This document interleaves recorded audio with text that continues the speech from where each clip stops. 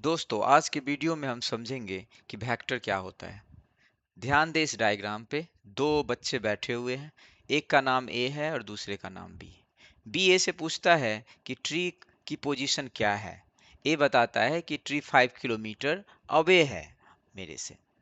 लेकिन ए के ये कहने से कि ट्री 5 किलोमीटर अवे है, क्या बी को इसके पोजीशन का पता चलेगा?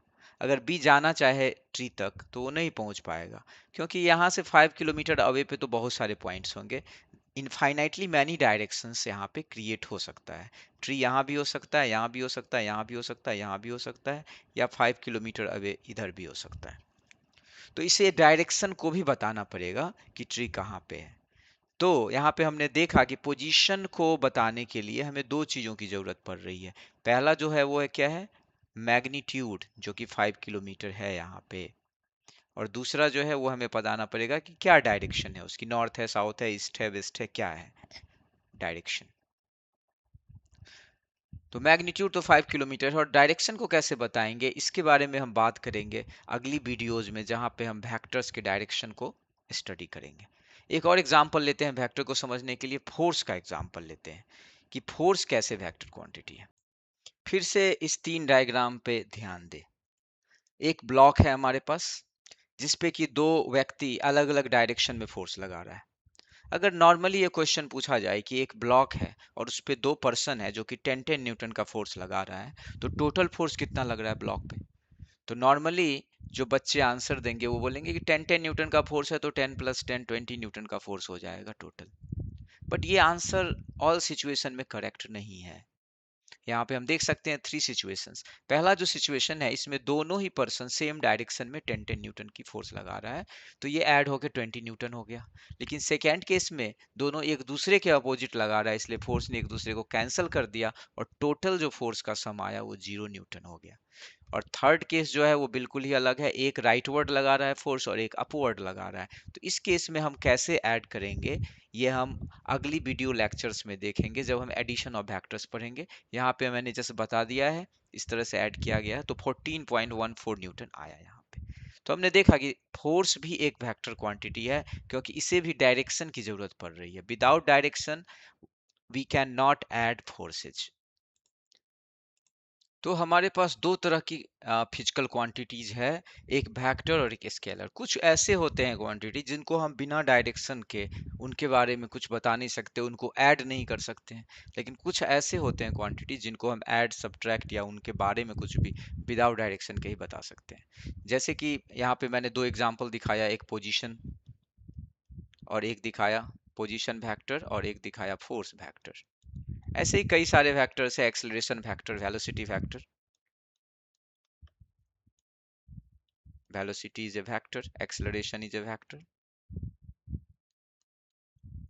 स्केलर का कुछ एग्जांपल लेते हैं, जैसे कि सबसे सिंपलेस्ट एग्जांपल अगर मैं बताऊं तो मास।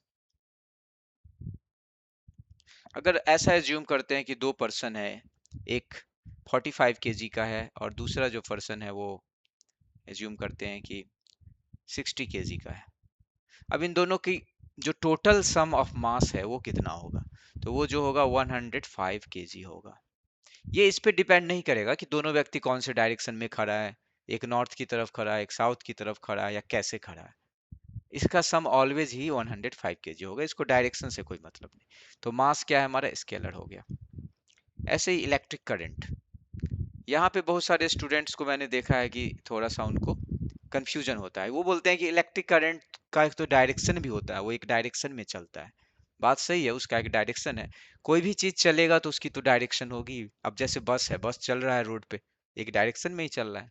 इसका मतलब ये नहीं हुआ कि बस जो है वो वेक्टर क्वांटिटी है, बस तो बस है।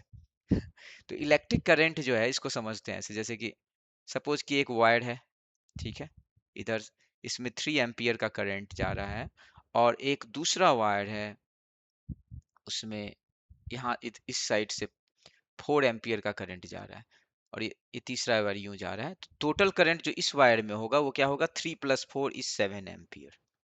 ठीक है, तो इसमें ये राइट की तरफ जा रहा है, ये लेफ्ट की तरफ जा रहा है, लेकिन टोटल जो करंट है वो 7 एम्पियर ही है। फिर अगर मैं इसको ऐसे कर दूं, ये इसको 3 एम्पियर कर दूं और इसको इस तरह से करूँ दूसरा वायर 4 एम्पियर, इससे भी कोई फर्क नहीं पड़ेगा, फिर भी जो तीसरा वायर है इसमें 7 एम्पियर का ही करंट जाएगा। तो ये जो दो करंट है किसी भी डायरेक्शन से इस जंक्शन पे ऐड हो, ऑलवेज इसका सम 7 एम्पियर होगा। तो इसको ऐड करने के लिए डायरेक्शन की तो जरूरत नहीं पड़ी, तो इसलिए इलेक्ट्रिक करंट क्या है, एक स्केलर क्वांटिटी है। तो मेरे ख्याल से इस वीडियो से इतना समझ में आ गया होगा what is vector and what is scalar. तो अगली वीडियो में हम ये जिक्र करेंगे कि वेक्टर को हम रिप्रेजेंट कैसे करते हैं, उसकी डायरेक्शन को कैसे बताते हैं मैथमेटिकल फॉर्म में। पोजीशन वेक्टर को थोड़ा और मैं समझा देता हूँ कि इसको ऐड करने के लिए हमें डायरेक्शन की क्यों जरूरत है। तो यहाँ पे एक आदमी खड़ा है, ये ऐसा बोलता है कि मैं पहले 3 किलोमीटर चलता हूँ फिर 4 किलोमीटर चलता हूँ, तो मैं कहाँ पे पहुंचूंगा। तो जनरली बच्चे ये कहेंगे कि पहले 3 किलोमीटर चलेगा फिर 4 किलोमीटर चलेगा, तो 7 किलोमीटर चलेगा, तो ये खुद से 7 किलोमीटर की दूरी पे खड़ा होगा। ठीक है, मान लेते हैं ऐसा कि वो खड़ा है 7, फिर भी हमें ये पता नहीं चलेगा कि कहाँ पे खड़ा होगा, क्योंकि 7 किलोमीटर यहाँ से इधर भी हो सकता है, इधर भी हो सकता है, इधर भी हो सकता है, इधर भी हो सकता है। और दूसरी बात ये है कि ये 7 किलोमीटर पे ही खड़ा होगा, ये जरूरी नहीं है, क्योंकि ऐसा भी हो सकता है कि ये व्यक्ति पहले 3 किलोमीटर इस डायरेक्शन में चले, ये 3 किलोमीटर चला और फिर वापस ये 4 किलोमीटर इस डायरेक्शन में चला जाए। तो अब क्या हो जाएगा, पहले इसने 3 किलोमीटर चला और फिर इसने 4 किलोमीटर चला, तो ये यहाँ पे पहुंचा जो कि केवल 1 किलोमीटर के ही डिस्टेंस पे खुद से खड़ा है।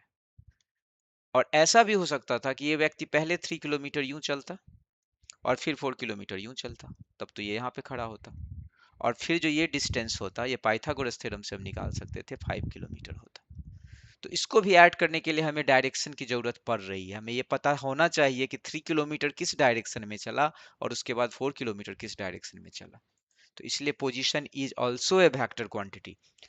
ठीक है, तो मेरे समझ से बिल्कुल क्लियर हो गया कॉन्सेप्ट।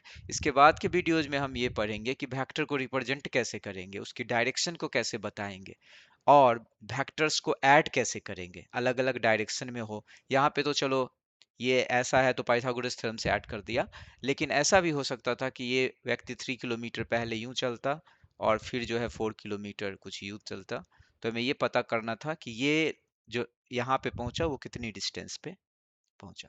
तो इसके लिए हम एडिशन, पैरेललोग्राम एडिशन लॉ होता है वेक्टर का, वो भी पढ़ेंगे। तो सब कुछ ये अगली वीडियोज में देखेंगे। Thank you.